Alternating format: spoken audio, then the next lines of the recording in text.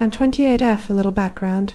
When I was 8 and my brother Jack was 12, our parents died suddenly in a car accident.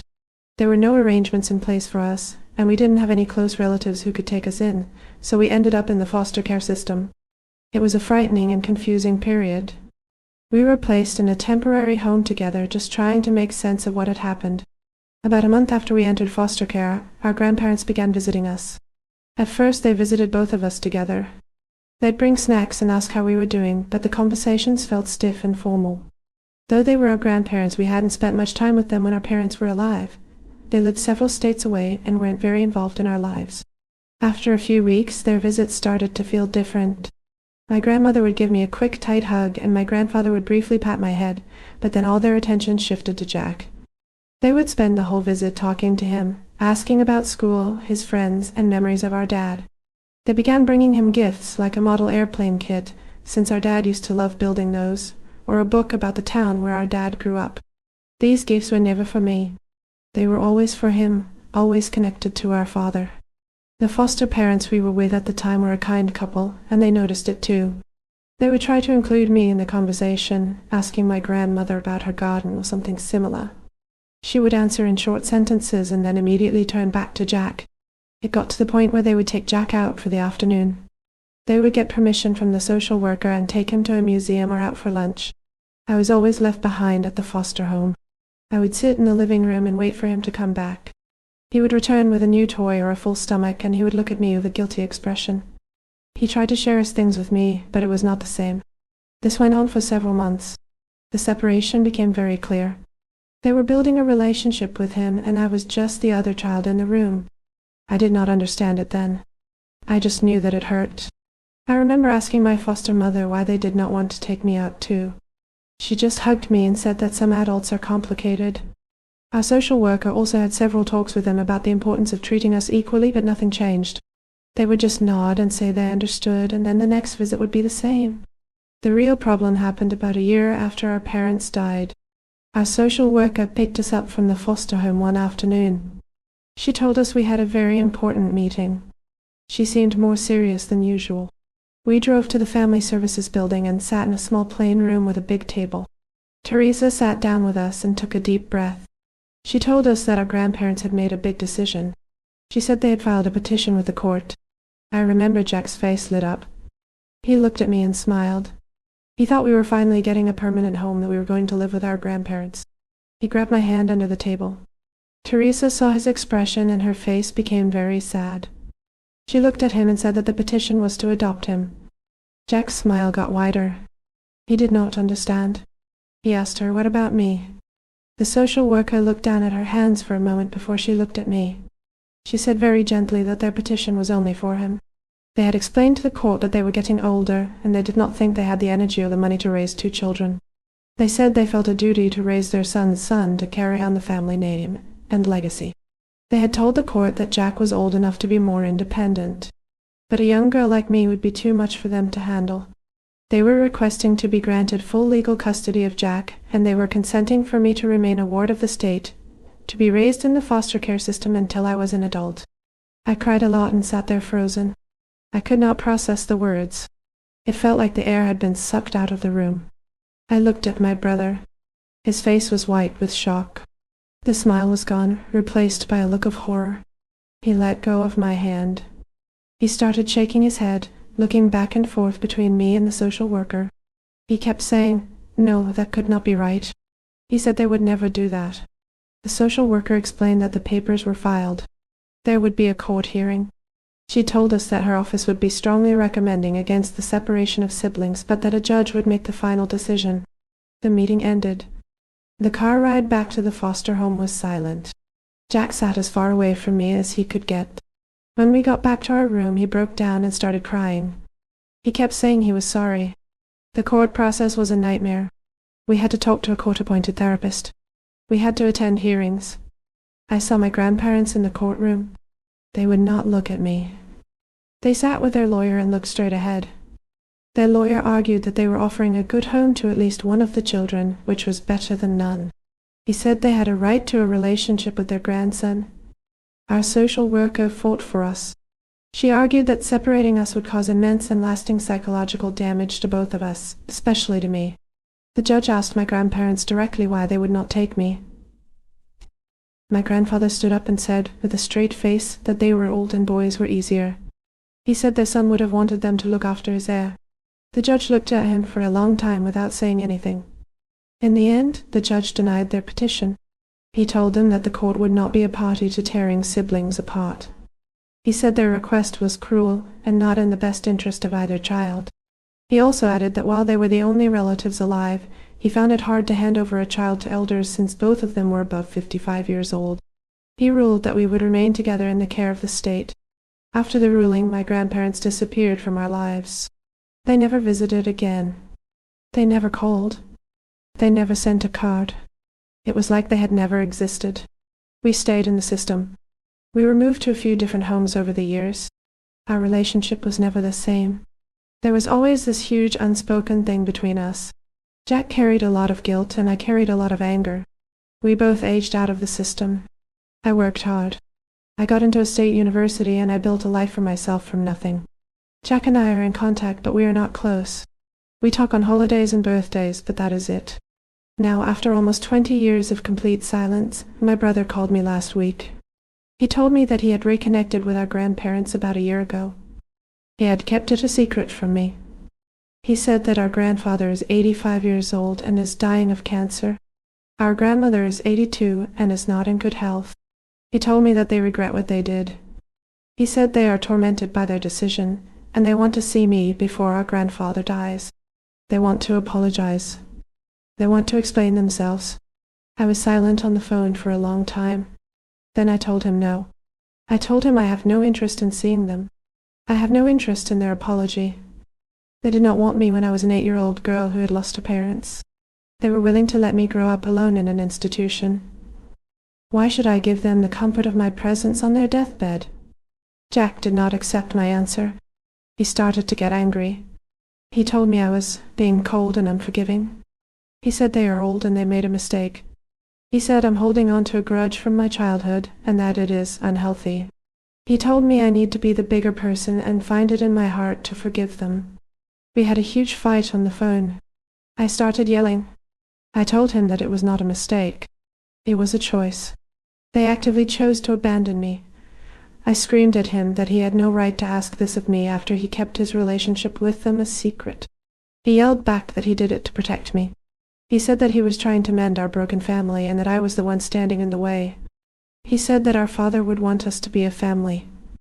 The fight ended with me telling him that my family consists of him and he is pushing me away by siding with them. I hung up on him. He has been texting me every day since, sending me pictures of our grandparents looking old and frail. He's begging me to reconsider. He says I am tearing apart the last of our family. I feel like I'm going crazy. My resolve is strong, but the pressure from my brother is immense. So Ida for refusing to have a deathbed reunion with the grandparents who tried to throw me away. Update 1. 1 week later. First, I want to thank everyone who commented on my original post. I read every single comment. I did not expect such a huge response, and it was a lot to take in. Your words have given me a lot to think about, and I appreciate the different perspectives, even the ones that were hard to read. Many people ask clarifying questions in the comments, and I want to address some of the most common ones because they are important to the situation. A lot of you asked about Jack's motivations for reconnecting with them and why he kept it a secret. I actually called him yesterday and we had a conversation that was calmer than our last one, at least for a little while. I asked him directly. He told me that he started feeling a pull a couple of years ago. He said he felt unmoored without any connection to his past or his roots. He is married now and thinking about having kids, and he said he wanted to know more about our father's side of the family. He found them through an online search and reached out. He told me he kept it from me because he knew I would be angry and hurt. He said he thought that if he could build a bridge back to them, he could eventually convince me to cross it with him. He said he wanted to fix our family. I told him he could not fix what was fundamentally broken by the people who broke it. Several people asked if he had any other family. We do not. Our maternal grandparents died before we were even born, and our mother was an only child. Our father had no siblings. The paternal grandparents who are the subject of this post were literally our only living relatives besides each other. When they walked away, they were walking away from their only 2 grandchildren. There were no aunts or uncles to step in. It was just us. The other major question was about my relationship with Jack while we were in foster care. It was terrible. After the court case, I could barely look at him for a long time. I know it was not his fault, but I was a child and I blamed him. I felt like they had chosen him. And for a little while it felt like he had chosen them too, even though he had no say in it. He carried so much guilt that it was like a wall between us. He would try to be extra nice to me, but it felt like pity. We fought a lot. As we got older, we just drifted apart. We lived in the same homes, but we were not really living the same life. We built our own separate worlds to survive. We love each other because we are all we have, but we are not close. We do not know how to be. Finally, some people ask what my grandparents actually want now. According to Jack, their main goal is to get my forgiveness before my grandfather dies.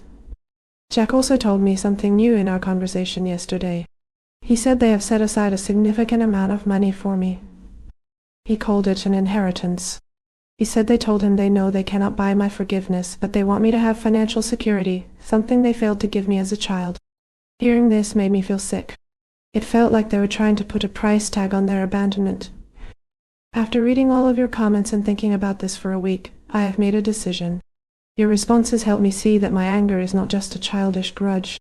It is a valid response to a deep trauma. The idea of them offering me money now feels like an insult. It confirms that they think this is a problem that can be solved with a transaction, not a wound that has shaped my entire life. So my decision is that I will not be seeing them. I will not be accepting any letter, and I will certainly not be accepting any money. My peace of mind is not for sale. However, I also realize that my conflict is not just with my grandparents anymore. It is with my brother. The way he is pressuring me is not okay. So I have decided to take a step that many of you suggested. I am going to meet with Jack in person. I will not have this conversation over the phone or through text messages. I am going to sit down with him in a public place and I'm going to tell him my final decision. I will explain that this is my boundary, and if he wants to have a relationship with me, he has to respect it. I am going to tell him that he has to choose. He can have a relationship with them, or he can have a relationship with me, but he cannot use me to make himself feel better about his relationship with them. This is not just about them anymore. It is about him and me and what is left of our relationship. I am nervous about this meeting. I do not know how he will react, but I know I need to do it. I will post another update after it happens. Thank you again for all of your support. Update 2. Hello, everyone. It has been 2 weeks since my last update. I'm writing this now because a lot has happened, and I feel like I owe it to everyone who invested their time in my story to share the outcome. It is not a good outcome. I followed through with my plan. I called Jack and asked him to meet me for coffee. He agreed immediately, and his voice sounded hopeful on the phone. I think he thought I was meeting him to tell him that I had changed my mind. It made what I had to do even harder. We met at a small coffee shop. I wanted it to be public so that things would hopefully stay calm. I was wrong about that. For the first few minutes it was okay. We ordered our drinks and made some awkward small talk. Then I took a deep breath and told him why I had asked him to meet. I told him as calmly as I could that I had made my final decision. I said that I would not be visiting our grandparents and that I did not want to hear their apology or receive anything from them. I looked him in the eye and said that I understood his need to have a relationship with them, but that he needed to understand my need to protect myself. I told him that I loved him, but that my one and only boundary was that he could never bring them up to me again. I told him that I wanted my brother back, but not if it meant I had to accept them into my life. His face fell as I was speaking. The hope in his eyes just disappeared. He was quiet for a long time, just stirring his coffee. I thought maybe he was processing it. I was wrong again. He put his spoon down and looked at me, and his expression was cold. He started speaking and told me I was being unbelievably selfish. He said that I was so wrapped up in my own pain that I could not see anyone else's. He said, "Our grandmother cries every day because of what they did to me." I just snapped. I told him that that family had 20 years to cry about it. They had 20 years to find me, to write a letter, to do anything. But they waited until one of them was on his deathbed. I told him it was not about regret. It was about easing their own guilt before the end. He started yelling then. "You are throwing away the only family we have left for a grudge you have held since you were a little girl." People in the coffee shop were starting to stare at us. I yelled back at him. I said, "They are not my family. You are my family. You are the only one I have, and you are choosing them. You are choosing the people who are willing to watch me rot in the system." He slammed his fat palm down on the table and got right in my face and said, "Our father would be so ashamed of you right now. He would be ashamed of your bitterness and your hate." That was it. That was the moment everything broke. Using our father against me was the one thing I could not handle. I felt a sharp pain in my chest that was worse than all the yelling. I stood up from the table. I looked down at him and I said in a voice that did not even sound like my own, "If you ever speak to me again, make sure it is to tell me that you have cut them out of your life. Otherwise, you are dead to me." I turned and walked out of the coffee shop. He screamed my name behind me. I did not. Turn around, I kept walking. I got to my car and I locked the doors. I sat there for a long time, just shaking. Then I took out my phone and I blocked his email address. I blocked his wife. I blocked everything. So that is where things are. The relationship with my brother is over. He made his choice. He showed me who he values more. There is no coming back from the things he said. There is no coming back from him using our dad's memory to try and hurt me. It is done. I do not know if I am the anymore. I just know that I am alone. Thank you for reading. I do not think I will have any more updates. Final update. Hello everyone. I know in my last post I said it was the final one. I truly believed it was. I was so certain about my decision and the path I was on.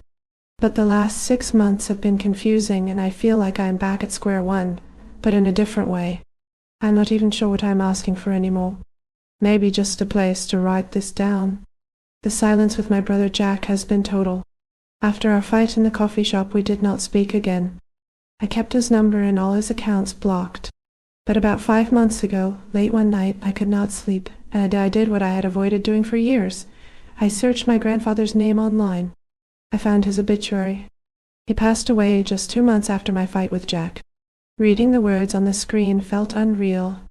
The obituary was short and listed his surviving family, his wife and his grandsons, Jack and me. At first I felt that same anger. But as the days passed, the feelings started to change. The anger started to feel thin. He was gone. A chapter of my life I never got to properly read was just over, and my brother went through it all alone. Then about a month ago, the certified letter arrived from a law firm. It said what I expected it to say, that they were trying to give me an inheritance from my grandfather. And inside there was that handwritten letter from my grandmother. My first immediate instinct was to burn it. My second thought was to hire a lawyer and send a letter back telling them to leave me alone, just like I had planned. But I did not do either of those things. I just left the envelope on my kitchen counter. I found myself thinking about the comments so many of you left on my previous posts. Many of you urged me to take the money, arguing that it was not a gift to be accepted or rejected, but reparations. You called it 20 years of back-due child support for a childhood they chose not to provide for, and said I should not let my pride stop me from taking what I was owed. What could make my life easier? What could make my life easier? So I started thinking about the future. I do not have a partner right now, but I hope to have children one day. I thought about starting a family with nothing the way I had to. The struggle, the constant worry about money, the lack of any safety net. After 2 weeks of staring at that envelope, I opened it and I deposited the check. But I could not bring myself to spend a single dollar of it on myself. I opened a separate savings account and I put all of it in there. I told myself this was not for me. This was for my children if I ever have them. It is the one and only thing my grandparents could ever give them. After the money was secured, I was left with her letter. I told myself I would throw it away. But one night, I sat down and read it. It was not a good apology. It was full of excuses and justifications. She wrote about how they were old and scared after our dad died. How they were grieving and did not know how to handle one child, let alone two. How they thought Jack as a boy would be easier. It was everything I expected. But underneath all the weak reasons, I could also hear the voice of a very old, very tired woman who was running out of time. The last line of the letter was, "I hope one day you can understand I am not a monster, just a woman who made a monstrous mistake. I pray for you every night." Reading it did not fix anything, but it cracked something open in me. Now I just feel regret. I regret not going to the funeral. Not for him, but for my brother. He stood at our grandfather's grave alone, and I was the reason why. I was so focused on my own pain that I could not see his. I told him he would be dead to me, and then I let him bury a piece of our past by himself. The thought of it makes me feel sick with shame. My grandmother is still alive. She's 82, and from what her letter said, she is not well. She is with Jack and his wife. A part of me, a part that I am ashamed of, wants to see her.